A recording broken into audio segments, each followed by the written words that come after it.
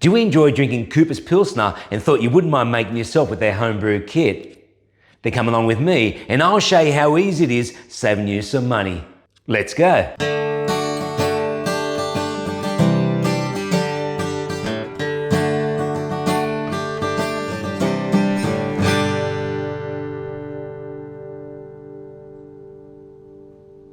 Hey guys, Musa here from Quantum Home Improvements and Solutions. Welcome back. And if this is your first time to our channel, it's great having you join us.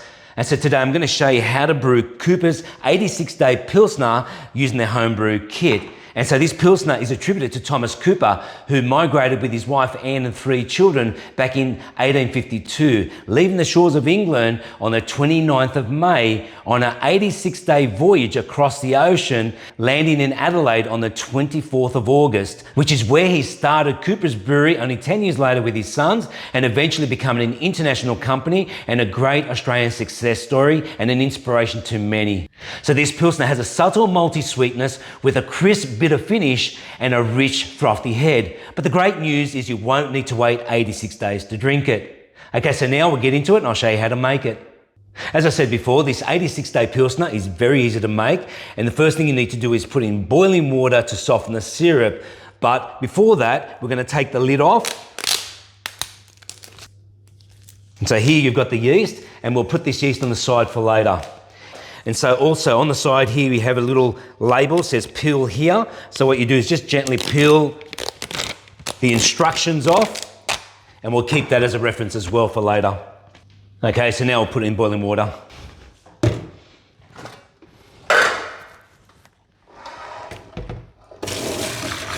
Okay, so now while we're waiting for the syrup to soften, we're going to sterilize and sanitize the fermenter. And so this is Cooper's 3-part system. There's a lid, a collar, and also the fermenter itself. And so we have a little bottler, we have the tap, and a couple of clips, and the spoon. So now when you are cleaning your equipment, you need to sterilize or sanitize everything. Now I'm going to do a full process here. Not everyone does. Some people just use Sterilize or Starzan. They're very successful with that. But me being a responsible YouTuber, I prefer to show you the full process so you won't have any brew fail on you. Okay, so the first thing I'm going to do is just spray some phosphoric acid over the tap, and then I'll just put it into position here.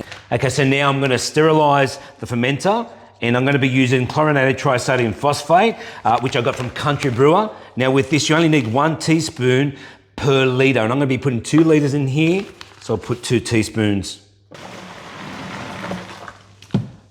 Okay, so this is going to be pretty hot, so we're going to just need to let that cool down just a little bit, and then we'll wash down everything.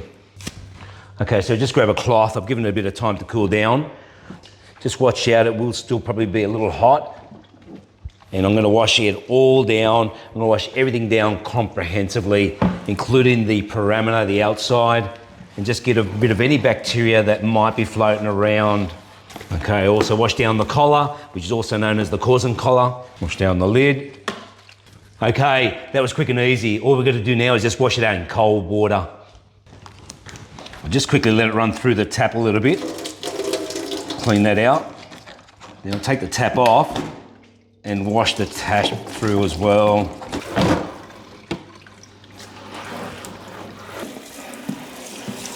Okay, so I've washed everything through and I've wiped down the bench, cleaned everything off. And so now I'm going to spray it with phosphoric acid. Now I got this from Country Brewer as well. So the phosphoric acid is a food grade, and it's 30 ml to every 1 litre of water, cold water. Okay, so I just spray it comprehensively inside and out. Now the lid. So as you can see, I'm really comprehensive with this. I don't like having a failed beer, and I don't want to see you have one either. So when you do buy your kit brand new, you do not need to sterilize. Sanitizing is enough. All right, I'll put the tap back on. I'm also going to do the pot, which we're going to fill up with water in a minute. Okay, so now all we do is just tip out the residue. You do not wash this down again. Okay, so now we'll get the syrup. Wow, that smells nice. Okay, so now I'm just going to use a tea towel and take it over to the fermenter. Okay, so now we're going to put some hot water into the fermenter. Now, the amount you put in will vary to the temperature you need to get this brew out before you pitch your yeast. And so I'm only going to put 1 litre in. Plenty. And I'll just tip in the syrup. It's a nice colour. Okay, you can see how thick this syrup is. So what I'm going to do is just put a little bit more hot water into the container.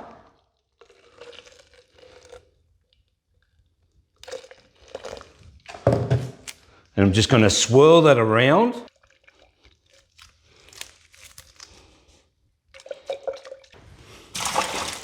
Beautiful, I got it all. Okay, so now I'm just going to give it a light stir.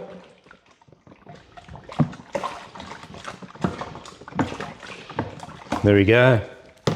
And now I'm going to use Cooper's light dry malt. These come in 500 gram packets and they suggest to use 1 kilo, so I'm going to use 2. Okay, so when you're putting the malt in, it will clog up a little bit, but that's right, it'll all dissolve. Okay, so that's the first bag, and now I'll put the next one. Okay, so that's it. Now, we've got to fill the fermenter up to 23 litres of water. Now, this is just tap water, but when you are using water, it's got to be good, clean, drinking water.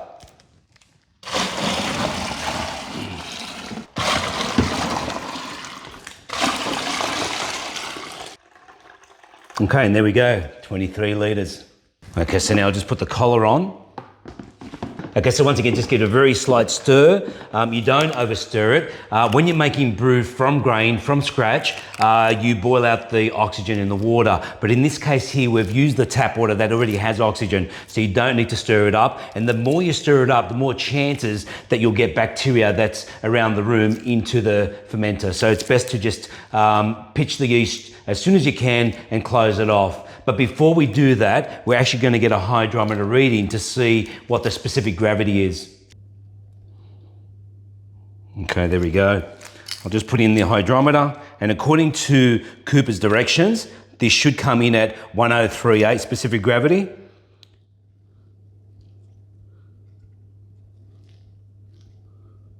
Let's move around a bit. There we are, 1038, spot on. Okay, so now we'll record that measurement and keep it for later. And so now, whatever you do, don't put this back into the brew, either drink it or tip it out. Wow, that's very nice. Okay, now it's time to pitch the yeast, and this particular yeast, Cooper's has chosen for this Pilsner to brew at very cold temperatures. So Pilsners are generally just a lager, and so this particular yeast needs to be pitched around about 21 to 24 degrees Celsius, but Cooper's say that it's more important to close the brew up quickly rather than wait for the temperature to drop, so long as it's not too high. And so during the period of brewing, fermenting, the brew needs to be between 13 to 15 degrees, so it needs to be at a very low temperature. Okay, so now I'll just pitch the yeast. Okay, just spread it around and don't stir it in, just leave it like that. Okay, so that's it. What we're going to do now is just put the lid on and put the 2 clips on. There we go, it's done. So all we need to do now is leave this to ferment for up to 10 days. But you need to take a reading, a hydrometer reading, 2 days prior to make sure that the brew has stabilized, that it's not still fermenting. But if the temperature is a bit higher, I wouldn't let it go 10 days. I'll probably do it around 7, 8 days. So if it's a bit warm when you're brewing, put it in a colder spot. But if it's a bit too cold, then just use a heat pad or a blanket.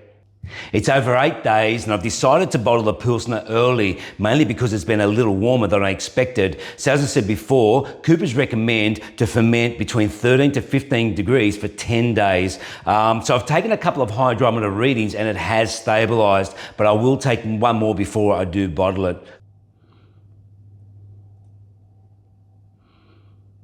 Okay, so now I'll just get a reading.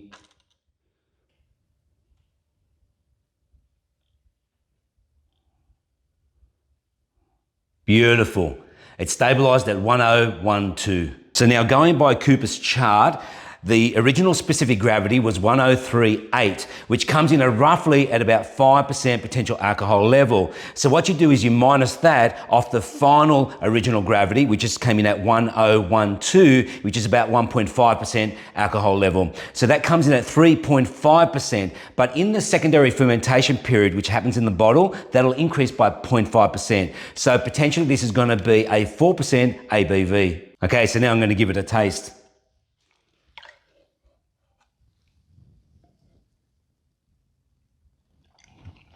Wow, that's very nice. I'm looking forward to drinking this in a couple of months.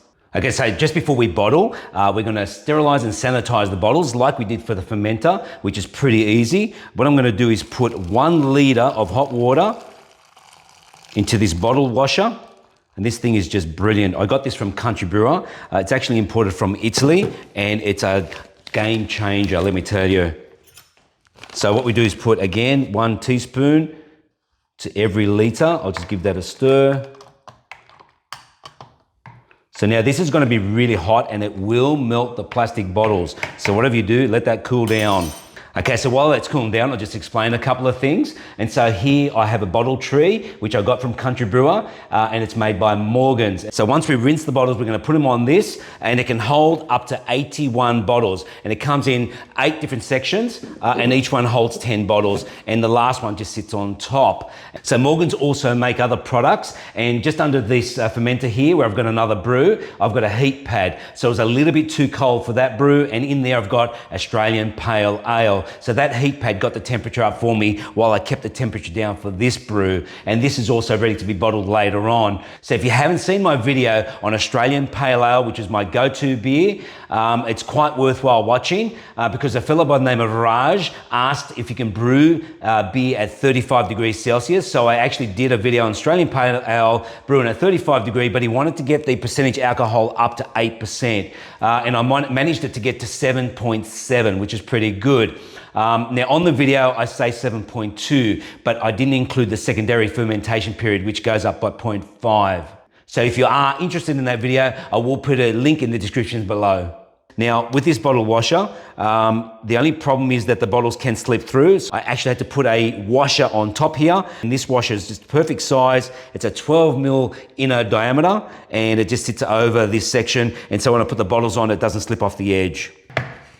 All right, so now all we do is just put it on top, and there we go. See how it sprays up to the top? And you'll see a lot of gunk coming out. Here it comes.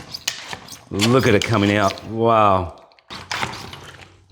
Okay, there we go, last one. I always tend to wash more bottles than what I need, but look at the water. This has cleaned the bottles better than I've ever been able to clean them before. Okay, so now I've got some fresh water in this bottle washer. I've cleaned it all out, washed everything out, washed the bottles in cold water, and we're ready to go. And so we're going to sanitize. And so what we do is just put 3 lids or 30 mil to every 1 liter. There we go. Give that a quick stir. And once again, we'll do this with a sanitizer. Now, this time round, we don't need to wash it out.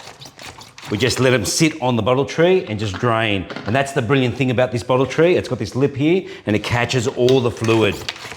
Now, one thing I didn't mention earlier when I was doing the fermenting is you'd never use soap when you're washing anything down. Soap is no good for brewing. Okay, so that's the last one. So there's one thing you need to consider before you bottle. Is the plastic caps. Now, so the caps do lose their seal after a while, and it's important to change them periodically. So when you do change them, there's got a lip on there. Now that lip, originally when you put the bottle on, will stay there. You can't get it back off unless you distort the bottle, but you don't want to do that. So what you've got to do is take that lip off once you've already got the lip on. So all you do is just push down, and it breaks it, and it pulls it apart. But you've got to be really careful because it can actually distort the lid. So make sure it's still round. So I'm going to put a towel down. You will make a little bit of a mess. I'll just put the little bottle in, squeeze it up, that's it. Okay, take these clips off, just to allow a bit of air to get in. All right, so now with the bottle, turn the tap on. Now when the little bottler touches the bottom, the little valve, it causes the brew to come through the bottle. Okay, so I always have second bottle ready, so I don't have too much of a mess. Now the first couple of bottles will have a bit of froth on them. So what I usually do is just let it froth over a little bit and just put on the side.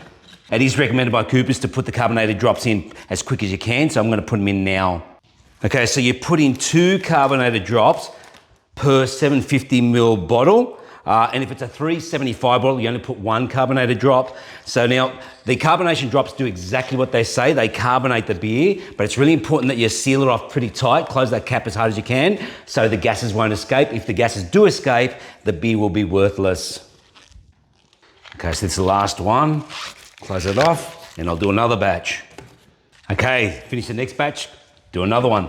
We're down to the tap, and Coopers have designed this fermenter to reduce the sediment coming into the bottles. So once you get to this level, you're gonna have to tilt the fermenter if you wanna get the rest of it. Okay, so what I'm gonna use is these little cork boards, and just to prop up the back, I'm just gonna be careful it doesn't fall over.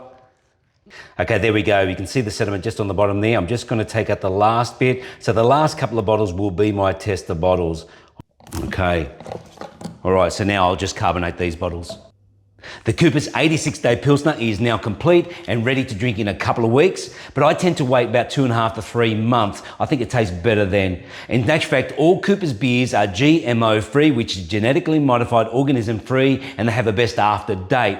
So now a good habit to get into when you do make your brew is write down the date, the type of beer you've made, and anything that you've added to it. So if you've been making these homebrew kits for a while now and you want to progress to something more complicated, I have got a few videos out there and I will put a link for those in the descriptions below. But saying that, I am subscribed to a fella by the name of Stoneyard Vineyard, who's a YouTuber, and he's a bit of a larrikin, but he makes some incredible beers and he has a lot of fun, and I really enjoy watching his videos. So finally, I had a lot of people asking me to make a ginger beer video, which is now made, but at the time I made it, Coopers hadn't released their new one. So I ended up making the Country Brewer brand, and so I will put a link for that video in the descriptions below. Almost forgot. I'd like to thank Coopers and also Dee from Country Brewer, and I'll put a link for them as well. So I really enjoy having a drink with my mates, but we never overdo it. So I'd like to ask you, please drink responsibly. So that's the end of this video. I hope you enjoyed it. I hope you got something out of it. And if you have any comments at all, please leave them below and I will get back to you. And I ask you, please consider to subscribe, hit the like button and share this video, and there's many more to come. Thanks guys.